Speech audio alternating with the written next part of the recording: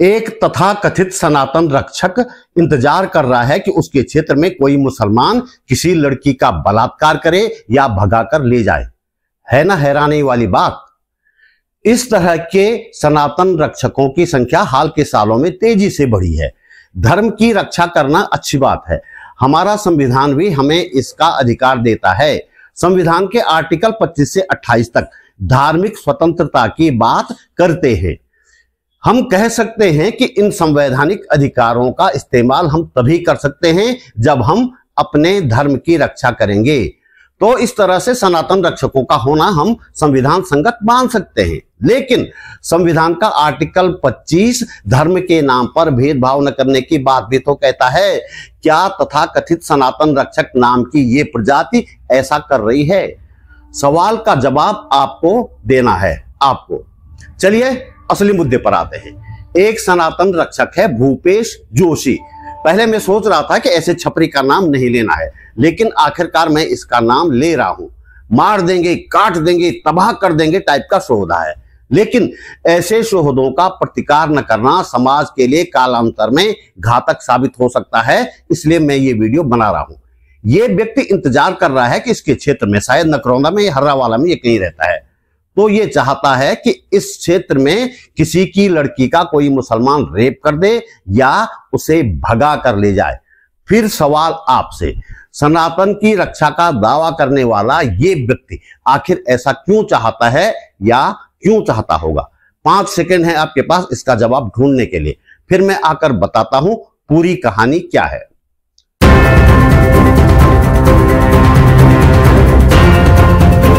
नमस्कार, बात बोलेगी चैनल पर आपका स्वागत। मेरा नाम है त्रिलोचन भट्ट और मैं करता हूं जन सरोकारों की बात। आप अपनी स्क्रीन पर ये स्क्रीनशॉट देखिए। हम भी इंतजार कर रहे हैं हमारे क्षेत्र में कोई मुसलमान अपने मकान मालिक की लड़की के साथ बलात्कार कर दे या उसे भगा कर ले जाए। ये टिप्पणी इस व्यक्ति ने अपनी ही एक सोशल मीडिया पोस्ट पर लिखी है। इस पोस्ट में, जो असली पोस्ट है, उसमें नैनीताल में हुए बवाल का वीडियो है और लिखा है, कल नैनीताल में मुल्लों की ढंग से फिटनेस हुई। इसकी पोस्ट और अपनी ही पोस्ट पर इसकी ये टिप्पणी क्या कहती है?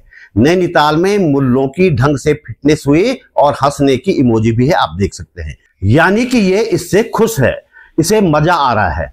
अब ये खुद भी ऐसा मजा लेना चाहता है जैसा इसके अनुसार नैनीताल के लोग ले रहे हैं। इसके लिए ये चाहता है कि कोई मुसलमान इसके क्षेत्र में किसी की बेटी से बलात्कार करे। हमारी बेटी का बलात्कार करवाकर दूसरों की पिटाई करने की मानसिकता वाला ये अकेला नहीं है, बहुत सारे हैं। नैनीताल में रेप पीड़ित बच्ची के परिवार के पास कोई मदद करने नहीं पहुंचा, लेकिन अल्पसंख्यकों की पिटाई करने के लिए सैकड़ों लोग सड़कों पर थे। घटियापन की पराकाष्ठा देखिए। शैला नेगी नाम की बेटी ने इस पर सवाल उठाया तो उसे ही बलात्कार की धमकियां देने लगे इस तरह के लोग। समझ रहे हैं ना आप? इनका बेटी बहन की इज्जत आबरू से दरअसल कोई लेना देना नहीं है। ये तो खुद ही उनका रेप करने के लिए तैयार बैठे हैं। सल्ट से लेकर लाल कुआं और रुड़की से लेकर बहादुराबाद तक तमाम मामलों में देखिए रेप करने वाले इन्हीं के बिरादर यानी कि सत्ताधारी पार्टी के लोग हैं। ये चाहते हैं कि मुसलमान हमारी बेटियों का रेप करते रहें ताकि इन्हें मुसलमानों की पिटाई करके सनातन रक्षक होने का तमगा मिल सके। मैं आप सबको आगाह कर रहा हूं, अपने आसपास के इन राक्षसों को पहचानिए। इनकी भाषा बता रही है कि ये बड़े सनातन रक्षक कहलाने के लिए किसी महिला का बलात्कार तक करवा सकते हैं। अब तक इस तरह के लोग केवल मंदिरों में मांस फेंकते थे, पाकिस्तान का झंडा लगा देते थे या पाकिस्तान जिंदाबाद के नारे लगाते थे दूसरों को फंसाने के लिए। लेकिन अब ये बेटियों के बलात्कार की बात भी करने लगे हैं। इसलिए इनकी पहचान करिए और इनके खिलाफ पुलिस में जाइए। पुलिस आपकी बात न सुने तो अधिकारियों से मिलिए और अधिकारी भी न सुने तो अदालतों में जाइए। बात समझ लीजिए, सबक सिखाना जरूरी है। असली सनातनी और इसके जैसे फर्जी सनातनियों में अंतर करना बहुत कठिन नहीं है, आसानी से कर सकते हैं। इसलिए आप इनको पहचानिए।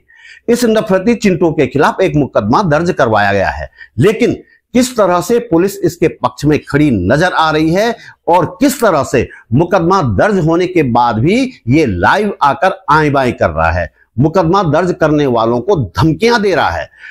इस पर आने से पहले आपसे एक वही पुरानी वाली अपील, आप महसूस करते हैं कि इस वीडियो को बनाने में थोड़ी बहुत मेहनत की गई है और आपको इससे कुछ काम की जानकारी मिली है, तो वीडियो को लाइक करें, कमेंट करें और अपने साथियों के साथ शेयर भी करें। पहली बार मेरे चैनल पर आए हैं तो चैनल सब्सक्राइब अवश्य करें। हमारे पास इनकम का कोई जरिया नहीं है, इसलिए यदि आप समर्थ हैं और चाहते हैं कि यह चैनल आगे भी चलता रहे तो अपनी जेब खर्च में से एक छोटी सी राशि निकालकर आर्थिक सहयोग अवश्य भेजें। आप YouTube पर वीडियो के नीचे ज्वाइन बटन पर जाकर या सुपर थैंक्स पर जाकर मेरा सहयोग कर सकते हैं। डिस्क्रिप्शन में बैंक डिटेल भी है। सहयोग देने के लिए मैं शान रंगरेज जी का आभार व्यक्त करता हूं।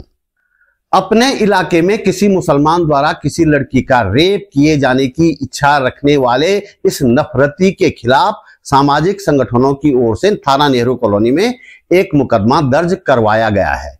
हुआ ये कि दून अस्पताल के बाहर की ऐतिहासिक मजार तोड़े जाने के बाद सामाजिक संगठनों ने राज्यपाल को एक ज्ञापन भेजा था। इस आदमी ने सोशल मीडिया पर ज्ञापन देने वालों में शामिल लोगों के जाति का नाम लिखकर उनकी पिटाई करने को उकसाने वाला पोस्ट लिखा। इसकी इस पोस्ट पर शिकायत हुई तो पुलिस ने हेट स्पीच और जानबूझकर अपमानित करने का मामला दर्ज किया, जबकि इसने जो लिखा वह लोगों का जीवन खतरे में डालने का मामला था।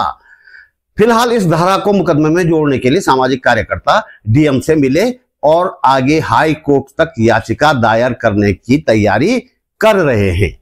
मुकदमा दर्ज होने के बाद इसने सोशल मीडिया पर एक लाइव किया। इस लाइव में इसने कहा कि मैं सनातन के कार्यों में लगा हुआ हूं, इसलिए मेरे खिलाफ मुकदमा करवाया गया है, जबकि सच यह है कि इसके इस कमेंट पर मुकदमा दर्ज करवाया गया है जो आप स्क्रीन पर देख रहे हैं। सामाजिक संगठनों से जुड़े लोग इंतजार कर रहे थे कि पुलिस इसे गिरफ्तार करे ताकि पता चले कि ये है कौन। पुलिस ने तो गिरफ्तार नहीं किया इसे, लेकिन इसने लाइव आकर अपनी पहचान खुद बता दी। इसके लाइव की जानकारी भी खुद पुलिस वालों ने दी।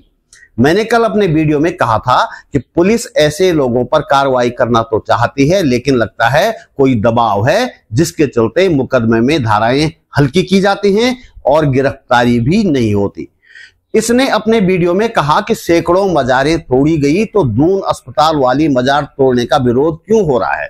इस मूर्ख व्यक्ति को मैं बताना चाहता हूं कि अब से पहले जो मजारें तोड़ी गई उनमें ज्यादातर का कोई इतिहास नहीं है, वे अतिक्रमण करके बनाई गई हैं और ज्यादातर हिंदुओं ने ही बनाई थी।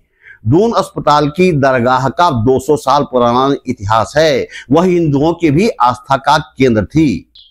अपने लाइव में इसने कई बार सामाजिक कार्यकर्ता निर्मला बिष्ट और इंद्रेश मैखुरी का नाम लिया।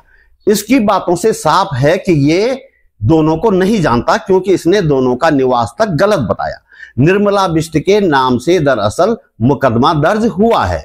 मैं इसे बता देना चाहता हूं कि जिस उत्तराखंड राज्य में बैठा हुआ है ये आदमी, उसे हासिल करने में सबसे बड़ा योगदान मातृशक्ति का था। यह बात नेता से लेकर आम नागरिक तक जानता और मानता है। निर्मला बिष्ट उसी मातृशक्ति की अग्रणी थी। उत्तराखंड आंदोलन में सबसे ज्यादा समय तक जेल में रही। इस मूर्ख को यह भी जानकारी होनी चाहिए कि जब उत्तराखंड राज्य आंदोलनकारियों को नौकरी, पैसा और पेंशन बांटा जा रहा था, कई लोग फर्जी तरीके से लाभ उठा रहे थे, तब निर्मला बिष्ट, कमला पंत जैसी उत्तराखंड महिला मंच से जुड़ी महिलाओं ने ये कहकर सरकारी पेशकश ठुकरा दी थी कि इन्होंने नौकरी या पेंशन के लिए राज्य की लड़ाई नहीं लड़ी थी। इंद्रेश मैखुरी के लिए इस व्यक्ति ने कहा कि ये मेरे इलाके मियांवाला में रहते हैं। धमकी भरे अंदाज में कहा कि आपसे मिलता हूं किसी दिन। उत्तराखंड राज्य आंदोलन में स्कूली छात्र होने के बावजूद कई सालों तक मुकदमा झेलने वाले, इस राज्य में अस्थायी विपक्ष की भूमिका निभाने वाले, जन आंदोलनों में पुलिस की लाठियां खाने वाले और राज्य की हर घटना पर मुखर आवाज उठाने वाले इंद्रेश मैखुरी का नाम भी इस तथाकथित सनातनी ने नहीं सुना तो फिर हम क्या ही कहें।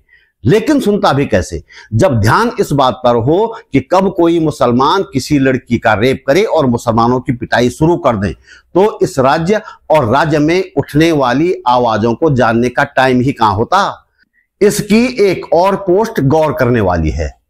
लिखा है, मेरे लिए देश नहीं धर्म प्रथम है। देखिए आप, जरा सोचिए, ये बात किसी दूसरे धर्म का व्यक्ति लिखता तो अब तक वह देशद्रोह के मामले में जेल के भीतर होता कि नहीं होता। लेकिन ये ठहरे सरकार के मुंह लगे, ये जब चाहें तब कानून को ठेंगा दिखा सकते हैं, संविधान के परखच्चे उड़ा सकते हैं। पर सवाल ये कि कब तक? जिस दिन ये अमन पसंद लोग सड़कों पर निकल आए, जो अभी डर के कारण चुप बैठे हुए हैं, उस दिन ऐसे लफंगों, इंसानियत के दुश्मनों का क्या होगा, हम सिर्फ कल्पना कर सकते हैं। तो दोस्तों, इस वीडियो में इतना ही। एक बार फिर आपको आगाह कर रहा हूं कि अपने आसपास ऐसे तत्वों को चिन्हित करें, हो सके तो उनकी शिकायत करें। ऐसा नहीं कर सकते तो कम से कम ऐसे लोगों से सावधान जरूर रहें और उनसे किसी तरह का सामाजिक व्यवहार न रखें। मेरा चैनल सब्सक्राइब करें, फेसबुक पेज फॉलो करें, बात बोलेगी .com भी जरूर देखें। जल्दी मिलते हैं एक और मुद्दे के साथ, एक और वीडियो में। नमस्कार।